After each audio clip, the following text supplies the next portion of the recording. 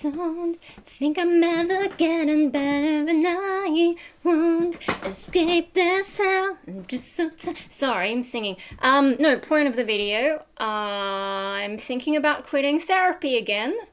Actually, having that song in my head probably appropriate. No, I'm thinking of quitting therapy again, not because I'm better.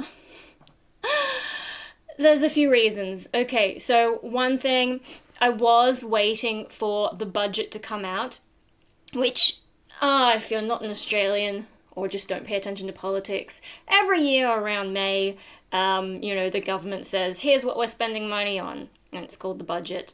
And, they still do other stuff throughout the year, so I get a bit confused about why specifically then there's the budget, but whatever, that's someone else can figure that out. I was waiting for the budget because I was hoping that Albo would rethink the decision to cut Medicare subsidized psychology sessions in half. Now, before the pandemic, you could get 10 Medicare subsidized psychology sessions a year. That doesn't cover everything. And these days it's covering less and less. But anyway, then when the pandemic hit and ScoMo was in charge, they did the unexpected thing and gave us 20 sessions. And that kind of worked out okay for me getting diagnosed with schizoid personality disorder, finally. And then getting myself into some better treatment, which took a damn long while, but anyway. I am someone with complex mental illness. And 10 sessions a year, I have one session left this year. And we're not even halfway through the year. And that's me doing it fortnightly. And realistically, I should probably be doing weekly psychology sessions. But, fortnightly, I was doing weekly, previously. I don't remember when. Maybe the last year before. I don't know. With my previous psychologist, it was usually weekly to start with. Then maybe we moved to fortnightly. I don't remember. Then I was going through a really tough time and maybe we moved back to weekly. But then when I changed to this psychologist because she left, they didn't really ask me how often do you want to be doing therapy. They just set it to fortnightly. So that was already a bit But I think there was a risk that no one really wanted to take on my case. They haven't told me this, but I remember talking to my previous psychologist, they were looking at who would be willing to take me on, because schizoid, not too many people with schizoid even come forward for treatment. And when I was looking for a psychologist to treat me, I actually did get knocked back by at least one, maybe two places. Some people don't even answer, but I did get knocked back by some saying we don't have the expertise for this. And I'm like, yeah, no shit, no one does. Anyway, so I feel like that might have influenced how I ended up with this psychologist. Anyway, I was talking about Medicare subsidies. And look, it doesn't cover the full fee and never has. And because I have spent so much on psychology already this year, I hit the Medicare threshold. So usually it would only cover, I think, about $130. But because I have already spent so much money on the gap, Medicare is currently covering 85% of my psychology fee, which, it helps. But as I said, I only have one session left, and I had really hoped in the budget they would bring back some meaningful help for people with complex mental illnesses. And that's not what happens. They did some other stuff that is just completely irrelevant to me, not helpful. And this is after all the fuss in the media about, the Bondi thing, where the guy, went nuts and got a knife and chased everyone around. I'm not sure how much I can say in detail on YouTube because, so there was that, and then there was a few other things, and mental illness was a big deal for a while. And then the budget comes out and there's just, token bullshit. So that means after the next session I have, my psychology fee is going to get very expensive. I do have private health insurance, but they don't cover very much. I think last year they only paid a little bit on 2 sessions, and then the third session I think they paid like $2 because I reached some kind of a limit. Yeah, but okay, so my current psychologist, I don't know if she's always had this rank or if she got promoted, but I noticed her fee corresponds to senior clinical psychologist. So if I pay full fee, that's $280, which is a lot of money. At the moment, 85% of that is being subsidized by the government, so yay. But now I'm just like, oh shit. And now I have, you know who in the bathroom, little munchkin with 4 paws. I don't want to say his name because he's snoozing. I did tire him out before this, so hopefully he won't interrupt. But yeah, I've got him to look after. I have been spending a lot of money on him because I can't help myself. I can cut back on how many treats I'm buying because he's like hit 4 months. He's 4 months old today when I'm filming this on the 31st of May, 2024. He's 4 months, and so this is where I have to really start monitoring how much he eats so that as he grows, he doesn't end up fat. I think he's doing okay, but he's like just on the borderline of... So I can cut back on how many treats I'm buying. It's more just... I don't know. Anyway, point being, that's one cost that's going down, but the cost that's going up is like, I'm driving more places. All this psychology therapy I've been doing... instead of getting better, I stopped being able to work, I stopped being able to drive anywhere, and the only thing that has helped is getting a new pup. And so now I'm actually driving. Mostly driving him to the park, or to the vet, or to puppy school, or whatever. Anyway, that means I have to look after a car, and I think when the rego runs out, my parents intend to transfer it into my name, which means even more of the costs come under... I don't even know how to look after a car. Oh, I know nothing about being an adult. It's pretty horrific. Like, that's how screwed up I am. I just, like, even the idea... I filled up petrol for the first time by myself in maybe 8 years because of this dog. That's how screwed up I am. Like, I'm 35 and going to fill up petrol is this huge ordeal for me.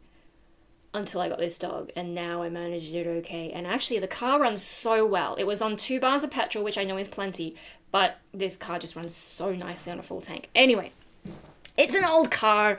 So, like, I'm gonna have that as an expense. I'm gonna have fucking Optus I've got to get rid of and move on to something. I'm probably gonna switch, instead of, like, being super budget all the time, I might actually finally get unlimited calls and texts and a ridiculous amount of data because... Well, my friend says it's going to be cheap, but I'm expecting to pay the equivalent of at least $10 a month, which is twice as much as I used to pay. Anyway, so all these expenses, and then I'm sitting here thinking about therapy. I know, taking a while to get to the point. I'm sitting here thinking about therapy. While 85% is covered, sure, I'll keep going because I think I need to... I mean, this has been my logic so far. I think it helps me get out of the house. I cannot talk to my parents, and I haven't had time to talk to YouTube. And a lot of people in my life are just busy, and I don't know, it feels weird harassing them to be like, hey, I have the same issues I had last week, let me vent them to you again. I don't know, I'm just like, I don't know what else to do for my mental illness. Because there is nothing. So I kept going to psychology, and if I'm only paying, 15% of the fee, it's not that, like, it was getting me out of the house and whatever. But is psychology actually helping? I don't think so. I think it helped more last year when I was dealing with government shit and trying to get supports in place and, dealing with Centrelink in particular. And so I had psychologist, psychiatrist, doctor backing me up, and also a letter from the previous psychologist. So they helped me sort all that out last year, and that was a huge stress dealing with government stuff because nothing functions properly.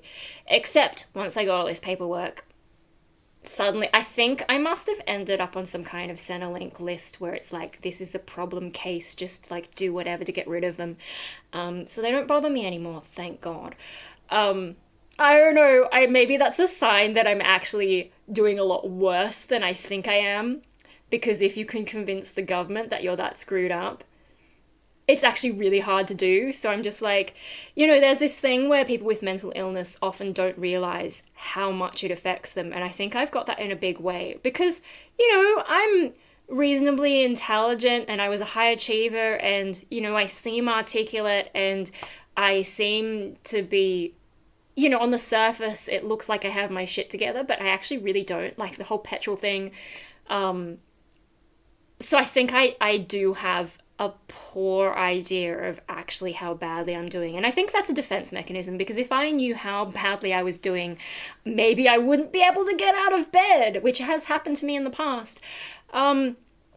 Anyway, so that's where psychology helped me last year. But this year,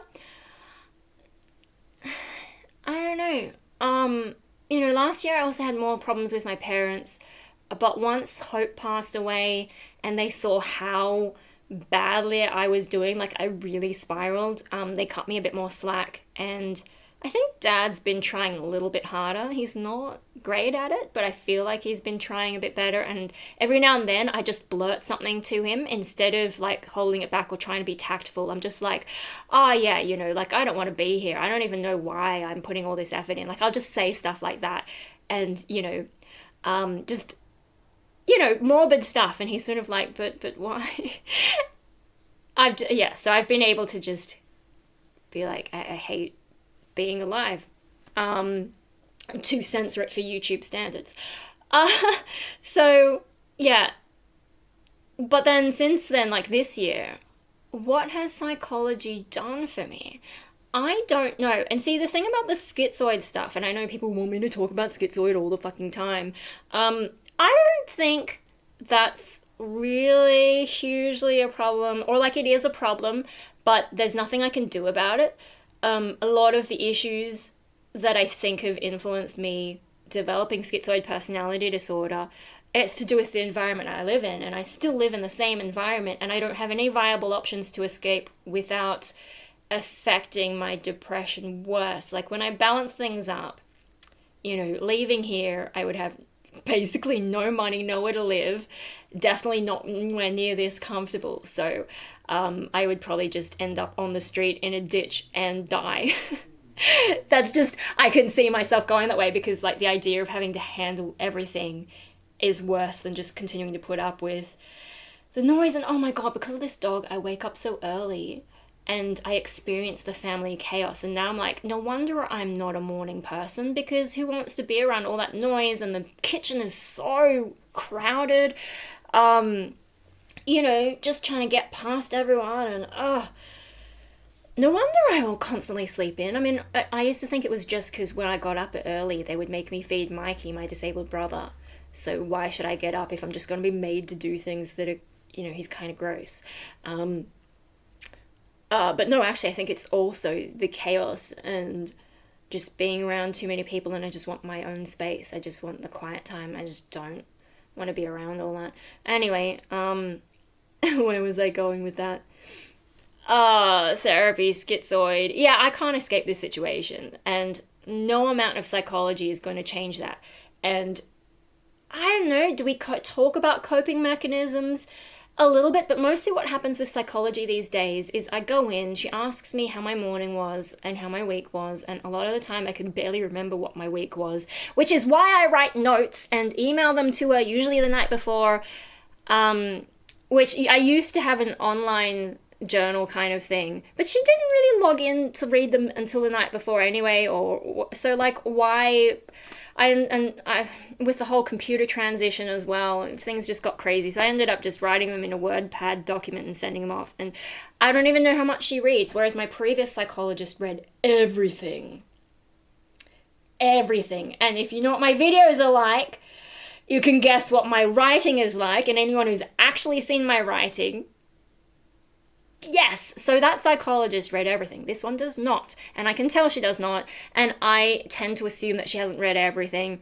And then every now and then she will indicate that she did read something, but not a lot. And the thing is, in some of those notes that I write, I will raise issues that I think I need to work on. And she never brings them up. And so either I forget or I just don't bring them up myself because some things are kind of more sensitive that I find harder to bring up. And it would really help me if the psychologist was like, hey, what about this thing that was concerning that you wrote? That can we look, instead she's just waiting for me to bring everything up, and it's not helpful. And I'm sure I've written that in my notes too.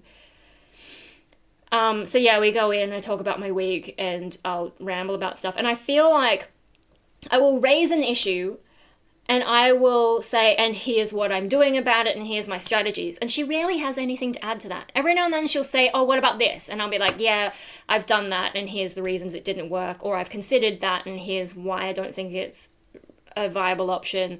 And it's very unusual that she'll come up with anything that's actually helpful. Sometimes I'll try and act like something's helpful because I don't know. I probably shouldn't, though. Most of the time, though, it's just like I'm talking about what's going on, and I don't really get anything to work on. I don't get any decent suggestions. So there's that aspect. I don't think therapy is helping. And I think we've mostly been focusing on schizoid things and depression things. Depression-wise, schizoid is like a constant thing. Depression-wise, I've been doing better since the dog, because I'm too damn busy to sit around being depressed. But after Hope passed away, I was in such a terrible spiral.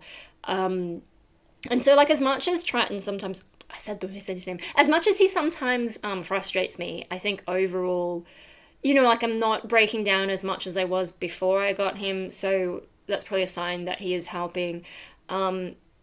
Also, though, he's just making me do more. So, even on the schizoid issue, I am being forced to be social by this dog, going to the vet. We go pretty much every week just to weigh him, and the nurse, they recognize him, and he knows where the treat jar is, and he'll sit for them and, get super excited. He's actually excited to go to the vet, which is really good. It's so different to how Hope was. Hope was terrified. Yeah, and so, talking to the nurses, and everyone's like, oh, he's so cute. And then, puppy school, interacting with people there. And then, I've been organising play dates. So tomorrow he will have 2 female lappies come over. Now, he's young, so I know, he's not desexed. And he won't be because he's a guardian dog, and I haven't actually done that blog yet, so vlog, video blog, whatever. We can talk about that some other time. No, therapy. So he's forcing me to do the socializing thing. But that's always how I've socialized, is I find it hard to socialize unless there is some kind of a reason. Usually that's been music, whether I'm working with musicians or meeting people at gigs, and especially once I come off stage, I can be very sociable because I've got all the adrenaline and the sort of relief, and I'm just like, ah. So, yeah, but now it's just handling his things, and we go to Bunnings. We've been to Bunnings a few times, and everyone wants to talk to him and talk about him. And so it's yeah, and I'm trying to just, pretend to be reasonably normal and get through this. Like I said, he's making me drive, and it's just... Yeah, so, schizoid things, depression things, psychology, not really helping me. Dog does seem to be helping me. Doesn't mean I'm cured because, apart from dog stuff, I think about, maybe I should get out more because I don't want him to get separation anxiety. But where am I going to go? Especially in the middle of the day. I haven't really worked out how, if I want to go to... I've still got this mouth ulcer on my tongue and it makes it hard to talk. Anyway, no, if I want to go to a gig at night, I haven't really worked out with my parents how that's got to go, or, I don't know, I will get that, that really, I think I, bit it or scraped against my teeth or something. Yeah, no, I haven't worked that out yet, but during the day, yeah, so that's the only place I would know to go is, to a gig, except that I just haven't been motivated lately. I guess because I'm not doing enough of my own music. It's easier for me to be interested in music if I'm doing my own music, and I just haven't had time for it. But yeah, so if I was going to go out during the day, where do I go apart from places related to the dog? One time I went out without him and just drove around to scout dog parks, not to do anything for me. I did also go to the supermarket, but that was mainly to buy dog treats. And then I got a few extra things for myself, like chocolates and these things, so that when I'm watching YouTube and doing my Sudokus and falling asleep, I have some sugar to try and keep me awake. Still working my way through this badly designed Sudoku thing. Yeah, anyway, so like I don't think the psychology is really helping on those two issues that we've mainly been addressing. So like, is it worth $280 to go and just achieve basically nothing? And so, yeah, like I've already switched from fortnightly. Like I had my last one, I think it was last week. And then I was like, yeah, you know, finances and whatever, things are getting a bit, So we put it to a month away. But I did tell her, you know, when I start stretching it out like that, that usually means I'm going to stop coming. Because this is the longest that I've stayed engaged with any kind of treatment for psychology. Usually I don't even make it to the end of the 10 sessions, but I've actually been doing it. And so the fact that they won't give me more sessions is frustrating, because I finally got to a point where I'm staying engaged and I'm making myself stay engaged with the mental health system, and then they're like, nah, fuck off. I'm like, well, I'm putting in the effort to try and become a more functional person. Can you kind of help me? Instead of just talking and virtue signaling about it in the media, like, oh yeah, no, Bondi, isn't that terrible? Oh, we've got to do more for mental health. And then what? Yeah, that's frustrating. But okay, the other thing about this psychologist, so she costs a lot. And with my previous psychologist, when I mentioned, like, you know, I was on Centrelink and, you know, getting a bit worried about how much stuff costs, she actually took her fee down by $5 for me. This psychologist has not offered that. And in their emails, you know, it's a clinic, so the clinic's emails say, oh, if you got, you know, if you're worried about finances and it's going to affect your treatment, do get in touch with us. But I don't want to have to, like, beg for better treatment, or, you know, cheaper treatment. And, you know, I already raised, I actually, talking to my psychologist, I was like, I'm concerned about how much everything costs. That's kind of saying, you know, could you do something without me directly having to? Like, you know, you're dealing with mentally ill people. Can't you pick up on that signal and be like, oh yeah, hey, here's what I can do for you? No, there's none of that. So $280, to achieve basically nothing. She doesn't read my notes, or doesn't give me the sense that she's reading my notes in good detail. And then the other thing, so for those of you who know my channel, I've mentioned schizoid, I've mentioned depression, I have not mentioned dissociation yet. And that is the thing that I don't think I can talk to this particular psychologist about. And that is like the biggest unaddressed thing for me, that I don't know what to do about it. And I have written in those notes sometimes, like, when it's flared up, when it's been an issue, and she never brings it up. She has no interest in it. There was one session, not my last session, but maybe the one before, I think, I was starting to, like, get into a bit of a dissociative kind of a state. And I remember, like, my whole body position changing and all that, but I wasn't able to tell her that's what was going on, because I'm just, like, in my head.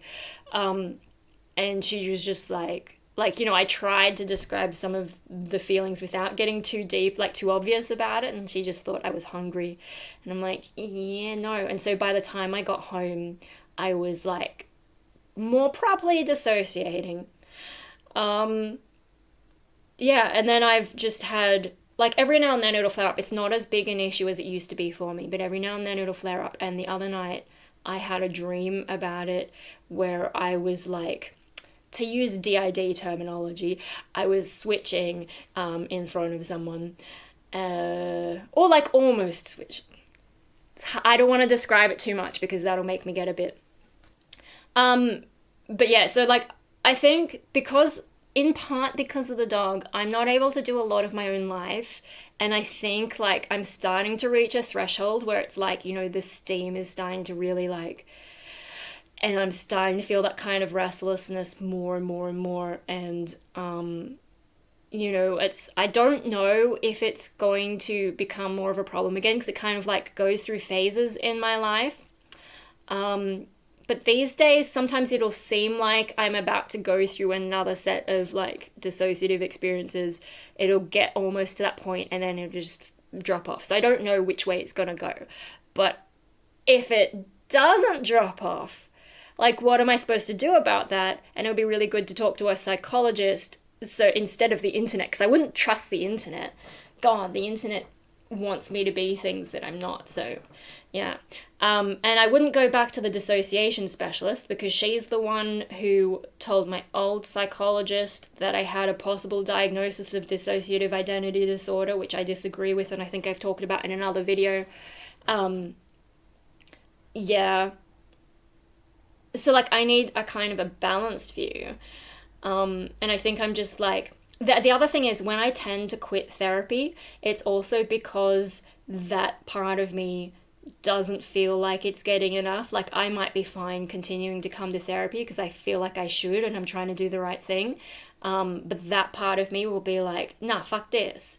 And then I'll just quit. Yeah. Sorry, I've been a bit vague. I've been assuming people know what I'm talking about. So this channel's called Destroy Americo for a reason. Because, yeah, I have that sort of different character in my head that I can't seem to get rid of. Can't seem to grow out of. Every now and then I think I've grown out of this other character in my head. Because it'll go away for long enough. And I'm like, I finally grew out of that. And then, oh no, it'll come back and I'm like, shit, I actually have an experience. I constantly try and dismiss it, and I'm trying not to dismiss it, but I think dismissing it is part of a defense mechanism as well. Yeah, so I don't think it's DID, but that's like the closest thing anyone can think of. So like, I know there's like partial DID, OSDD they call it in DSM. I know there's that. But it's very controversial and there's a lot of bullshit that goes on with it. So I'm trying to figure out, like, what actually am I going through? I do think it has something to do with, like, the restrictions that I've had in my life and, the frustrations that I've had in my life that I haven't been able to get out in some way. And if I'm feeling restricted and frustrated now, of course it would be becoming an issue. And of course the little voice in the back of my head is like, how sort of pissed off at me for reducing it to something so clinical and, whatever. Anyway, point being, I feel like if I don't start being able to talk to this psychologist about that, I am going to quit. And I actually already feel like I'm not going to go back to the next session. Like, a few days before the appointment actually is, they'll send a reminder, and you can just send by text that you're not coming. You don't have to call or anything. They do say in like list alternate times and dates, but I could just say no.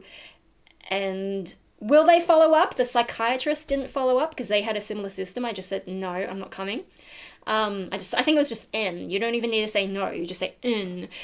They never followed up with me, so it'd be interesting to see if these guys follow up with me, if I just stop coming. But I already feel like that, like, it's stretched out to a month, we've already broken the fortnightly habit, and that part of me is sort of protesting because I go and I talk about my shit, but I don't talk about its shit, or like the weird psychological bullshit that goes on, and like, there's feelings in my body that are associated with it as well. Yeah, and I think that part tends to be what, like, when I was seeing a really expensive psychologist a couple of years back, and that's before the professional fee got even higher, like the governing body or whatever they decide. And that particular psychologist would bullshit me a lot, and she'd say we were going to talk about it. So she knew I wanted to talk about it, but we'd never actually get around to it. So when I said I wasn't coming back, she's like, oh, what about the destroyer thing? And I'm like, because that part of me had already decided this is a waste of time. And so, like, yeah, dropped out of therapy again. I don't know how much you would call that therapy though, because she was very strange. Like, she had me, she reckoned she was doing Gestalt therapy or Gestalt, I don't know how you pronounce it, but she had me drawing a picture, which I find really hard to show people, because it's about, like, it's supposed to be about how you see yourself, and of course there were two sides to it, and there's a whole lot going on. And then she had me pick, like, two objects from it, and so of course I picked it from my side of the drawing, and then to imagine yourself as that object and, like, what it's feeling. And I'm like, so I picked a tea bag and I picked a mouse, and I'm just like, these are inanimate objects, they don't feel anything, and how is this supposed to make me... I don't even know what the point of the exercise was. So, yeah, that was pretty lame. I think she only got the clinical psychologist degree so she could charge more, not because she ever intended to follow proper practice. And she was into hypnosis shit, and very strange lady. Anyway, so yeah, if I don't address the dissociation stuff, I am feeling that pressure from whatever other part of my brain it is, being like, this is pointless, let's not go. But I am concerned about the idea of disengaging from the mental health system again. Because, like, for one thing, what if the government decides to cause me more trouble? I do need, like, the backup. Because I don't cope with... Anytime I get a message, like, you know, I think a lot of Australians have MyGov PTSD in a way, because they send you an email saying there's a new message in your MyGov inbox, and it's always like, what is it going to be? And a lot of the time it's just something, you know, benign, that's like some bullshit. Oh, we've updated a thing. Whoopee. Why did you give me a heart attack for that? But because there's been so much bullshit from them, I think a lot of Aussies are like, oh God, what now? Yeah. I get serious anxiety anytime I have to interact with Centrelink system. Yeah, so probably should stay engaged with the mental health system to help me deal with that, especially if they have an issue and they want evidence of me being completely fucked up and not being able to function in the world we live in. But yeah, also just like, I don't know what else to do. I have a dog, and that's helping me in some ways, but it's only giving me a dog mum life. It's not really helping me, you know, get back into work. I don't know if that's ever going to happen for me, because I'm just at that point of, like, I cannot cope. Like, I do not want to live at all, so give me some kind of incentive, and if I have to work for money to live, what's the point? I could just, you know, not be here. So yeah, I don't know how it's going to go, unless, like, I just can't imagine a job that would not make me feel that way. So yeah, I may not be able to do proper work, especially because, like, my brain is constantly switching between different ideas and interests and hobbies, and so how do I find, like, just one thing to do? That's the problem with a job, is the jobs are more consistent. It's almost always the same. There are a few industries where things change a lot, tend to be creative industries, but you have to work really hard in those and still be on the ball, and I don't know that I'm the kind of person who can do that, who can switch. Like, I can't switch on command to suddenly be interested in this and suddenly be interested in that. It's just my brain will do what it wants and I have to go with it. So yeah, managing my hobbies is really difficult, and translating that into a job, I don't know. But, you know, if I don't keep going to therapy, how will I ever figure it out? Like, I don't know. Like, I know with therapy, most of the time I just come up with stuff myself. And if I wasn't going to therapy, I'd just be ranting it on YouTube anyway. So maybe I just need to keep trying to come up with stuff myself. But I don't know. I guess I sort of... I don't know, the psychology profession is so disappointing, because you watch TV shows and they can work out stuff, but then you meet them in real life and they don't know shit. They're just the same as any other person. And I've had to suggest a lot of stuff, so why am I going? But I don't know, that's just, there's nothing else. So anyway, but something I was thinking, I did find, so that psychologist I was seeing before my current one, she had to leave because of jaw surgery and then she never came back, but I found she's actually set up her own private practice. And I haven't done it yet, but I've sort of been toying with the idea of emailing her and being like, hey, are you taking patients? I used to see you, blah, blah, blah, blah, blah. Because when I was seeing her, she actually did take the dissociation stuff seriously and make me feel like I could talk about it more. It was difficult, because it is like kind of a sore point for me. Like I don't know, it still sounds like bullshit to me. Like every now and then I will have these experiences and I'm like, okay, it's not bullshit. I actually do have this experience. But most of the time, you know, when I haven't had an experience for a while, just like, oh no, like, you know, it's just this thing that I made up, like it's not a real thing. And yeah, I don't know, it's like my brain blocks out sort of remembering that I've had certain experiences. I don't know. Anyway, it's just really difficult for me to talk about. I think I'm like, might also be kind of embarrassed about it in some way. Embarrassed, insecure, I'm not sure what the right word is. It's just, for some reason, I find it really hard to bring up the dissociation stuff a lot of the time. I'm trying really hard for this video, because that's kind of the point, but yeah, a lot of the time. Like, you can tell by the way I talk about it, like, I'm reluctant to talk about it directly. There's a sign that I'm uncomfortable about it. I can seem pretty open sometimes, but a lot of the time, being open about one thing is a way of distracting attention from the thing that you're really worried about. Yeah, so there's that kind of stuff. Oh, you've only been at snoozing for an hour. I'm just going to block him from seeing himself. We went for a pretty big walk, and I had him on the long lead, so he, you know, did a bit of fetch in the park, and did pretty well with it. But hey, you've come to see yourself, have you? How long is this video? 36 minutes. That's actually not too bad for me. I could keep going for another 10 minutes, and it would still be a reasonably length video. Yeah, just chill down there for a bit. Good boy. Good boy. Yes, you've come to tell me, you know, I don't need therapy. I should stay home with you instead of putting you in the crate every time I need to go to therapy. But yeah, no, I was thinking about seeing if I can get in with that other psychologist, because she's the one who actually got me in touch she's the one who actually got me in touch with the dissociation specialist. Are you going to be in all my videos now? Are you? Oh, you're still tight. Shh. Hey. Give me my arm back.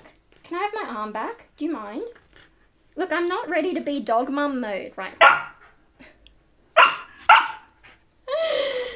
Come here. Don't eat my hair. Oh my god. I should just shave my head again, but my guitarist doesn't want me to, so... And it's winter. Well, it's almost winter. It's close enough. Hey. Yeah, no, I was thinking of, like, she took me seriously enough to put me in touch with the dissociation specialist and to actually write on my paperwork, you know, the possible DID thing instead of just saying that it's bullshit, which, like, I still think there's a lot of bullshit with the whole DID space, but she was taking my experiences seriously is the point. Do you mind?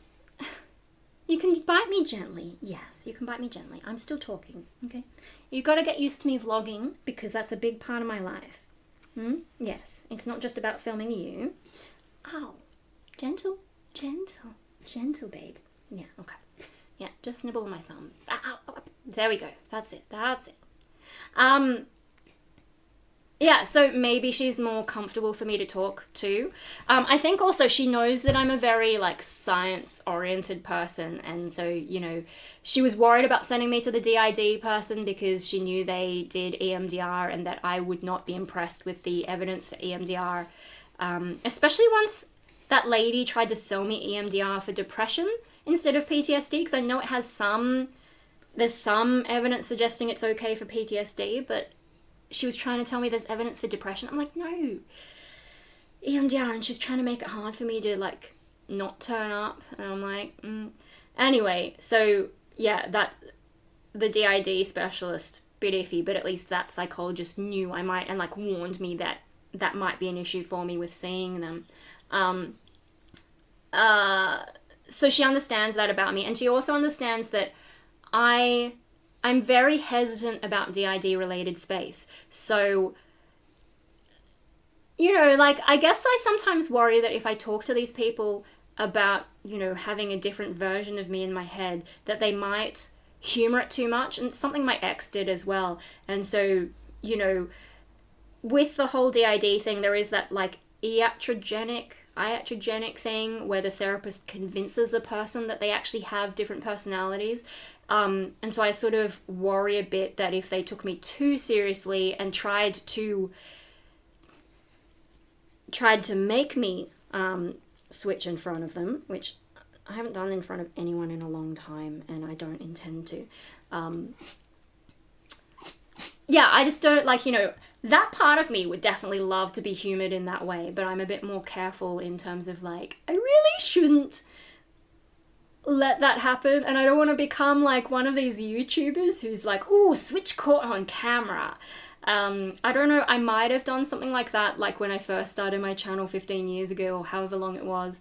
But yeah, I just don't want to... Oh, someone's home now, and so he's going to get even more annoying. I better stop because I can't talk about this stuff when people are around. But yeah, I'm just thinking, like, should I get in touch with my old psychologist, because I was able to talk to her about more stuff. She's also cheaper by about $40, I think $240.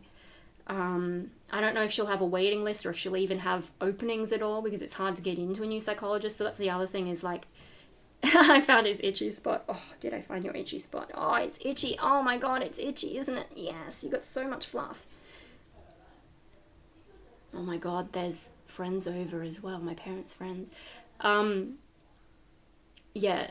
No, the thing is, like, if I stay with the current psychologist, then I don't have to go through the waiting list again. Which was another reason to stay in the system, because I know how hard it is to get back in. Like, it was hard just to see them in the first place. I had to, like, kind of fight for it and be like, you've got false advertising. Sorry, you're a bit distracting. I will finish up in a moment when I finish my thought.